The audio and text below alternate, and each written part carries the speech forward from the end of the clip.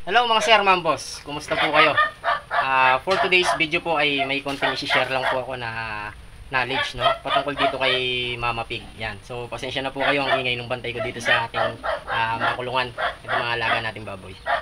So, paano ho ba ako nag-umpisa na magkaroon ng ganito klaseng alagang hayop, no? Kagaya nitong inahin ko na nandito sa likod.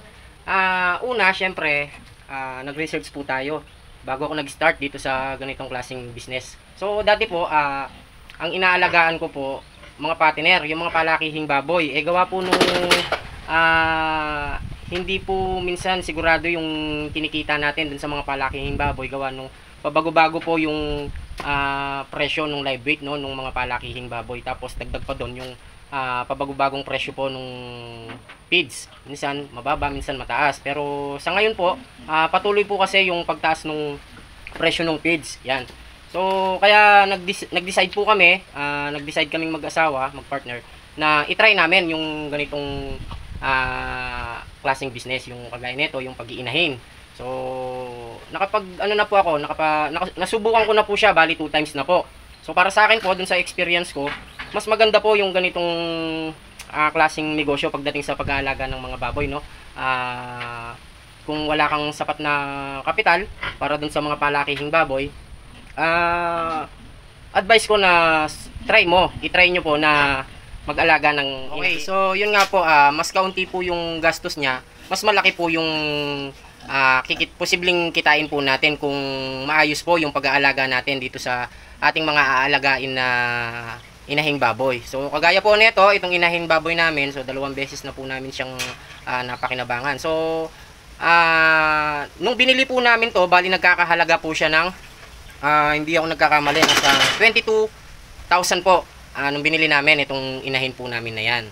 So, dun sa dating may-ari, first timer po siyang nanganak doon. Bali, pangatlo po siyang ayun dito sa amin. So, yung unang inanak niya po, nanganak po siya ng 14 heads po. So, lahat po yon na-survive ko. Bali, ang estimated gastos ko po dito kay Mama Pig mula nung pinabulog hanggang yun nga, no, mga boss. Mula nung nabili po namin siya, yung unang batch niya po sa amin, yung unang bigay niya sa amin ng swerte, nanganak po siya ng 14 heads. Yan. So, mula dun sa pagkabili niya na 22,000 hanggang dun sa nanganak siya, ang estimation gastos ko po ay umabot po ng 22, so plus 15, so umabot po ng 37,000. Yun po yung unang larga namin sa kanya, no, yung ginastos namin. So 0-0 pa po kami doon. Yun po yung pinuhunan namin sa kanya nung time na yon. So naglabas po siya ng 14 heads. Dun sa 37,000, lahat-lahat na po yon ang gastos namin doon. Kasama na yung pagka-AI, pati yung pagkain nitong aming inahin, pati yung mga vitamin supplement, nandun na po lahat dun sa 37,000 na yon. So yun nga po, di naglabas po siya ng 14 heads. Ngayon, na-survive ko po lahat yon. Yung 14 heads na po yon, naibenta ko po kada isa, 4-5 kada isa po. So umabot po nung naibenta ko na po lahat, umabot po ng 63,000 yung benta namin nung panahon na nanganak to nung una. So, kinwenta ko po, no, yung inaudit ko po, yung lahat-lahat ng gasto. So, kumita po kami ng mahigit 30K yung kinita namin doon sa unang larga namin dito kay Mama Pig. So, ibig sabihin, doon sa inilabas niyang biik, bawing-bawi na po, no? Nabawi na po namin yung puhunan namin dito kay Mama Pig, dito sa aming alagang inahin, pati lahat ng gastos, yung vitamin ng mga biik, lahat po nandun na. So naibawi na po namin yon, tapos kumita na po kami ng 30K plus, ganyan pataas.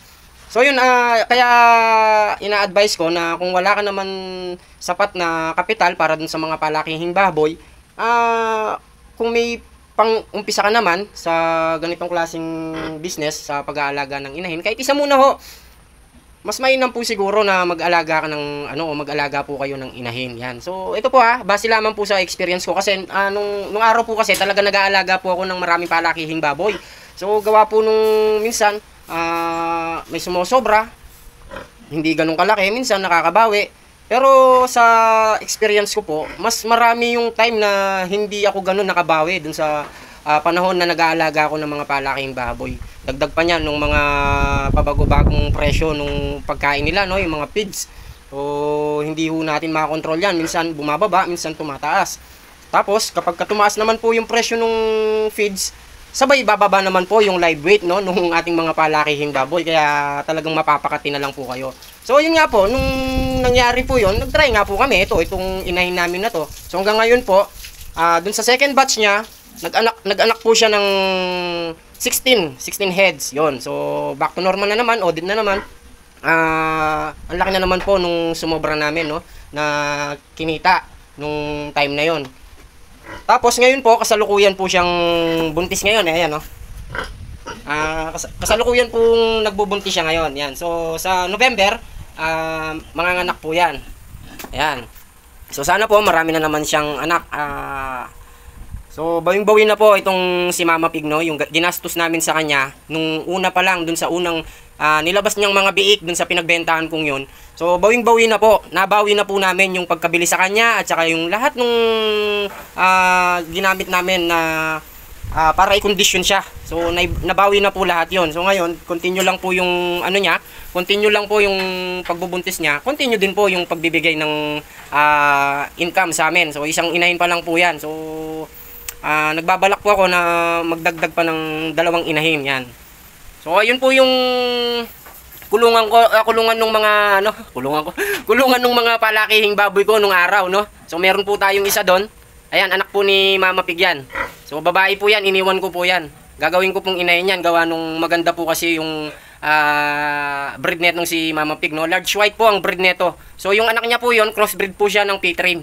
Yung nasa likod po, babae po, tinira ko po yan. Binabala ko po kasi na gawing inahin yan. Yan. So yun, sana may natutunan po kayo dito sa vlog ko na to. Yan. So lahat po ng shinare ko dito based lamang po sa aking experience, mga boss. Yan. So hanggang dito na lang po itong vlog ko na to for today. Maraming salamat po sa panunood. Kung hindi ka pa nakasubscribe, please paki-subscribe naman po. At pakipindot na rin po yung notification bell dyan sa baba para lagi po kayo naka-notify sa mga ina-upload kong video. Yan. So happy farming po sa inyo. God bless yan. Bye-bye!